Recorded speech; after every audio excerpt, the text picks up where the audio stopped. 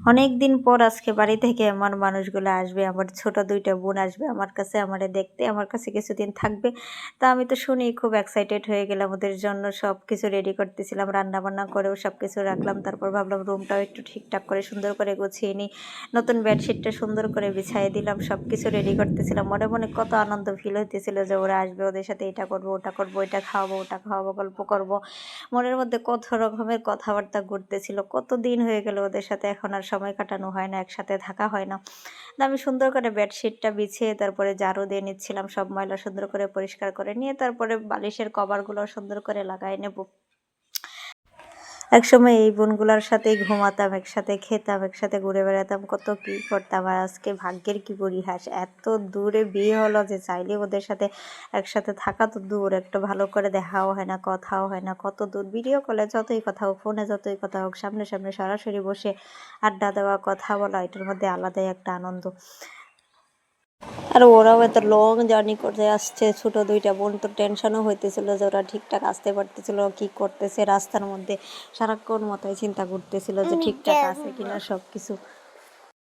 সেই সকাল ৮টা থেকে জার্নি করছে, একদম বাড়ি এসে পৌঁছতে পৌঁছতে ১২টার উপর। সারাটা দিন জার্নি করে অনেক কষ্ট হয়ে গেছে। প্রতিবেলায় এটাই হয়, আমিও যখন বাড়ি যাই এত কষ্ট হয়, তো ওরাও যখন আসে তো আমি ঘরের সব কিছু ঠিকঠাক করে একদম খাটের উপর সব কিছু ভালো করে ময়লা ধুলোবালি মুছে নিলাম। এমনিতে প্রচুর ধুলাবালি হয়, আর ছেলে তো আছেই, সারাক্ষণ ময়লা নিয়ে হয়েছে বিছানাতে উঠে যাবে, কি আর করার, কিছু করার নেই।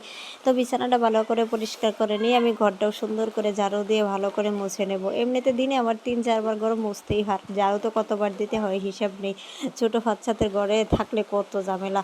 তো আমি সুন্দর করে সব কিছু মুছিয়ে নিচ্ছি, সব কাজ আগে আগে শেষ করে ফেলতেছি, কারণ রাত্রেবেলা আবার যেতে হবে স্টেশনে ওদের আনতে, ওরা তো আর একা একা আসতে পারবে না।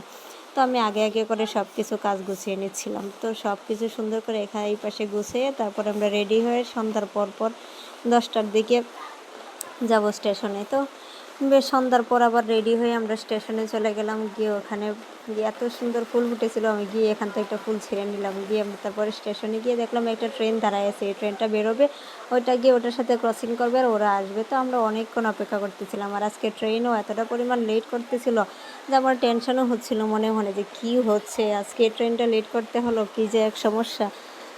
তো কী আর করার, আমরা সেখানে বসে বসে অপেক্ষা করতেছিলাম, প্রায় রাত্রে 11টার উপর বেজে গেলো। আর আমার ছেলেও তো ট্রেন গাড়ি দেখে লাফাইতেছিল, আম্মু কখন আসবে, মামনি কখন আসবে, ওদের জন্য অপেক্ষা করতেছিল।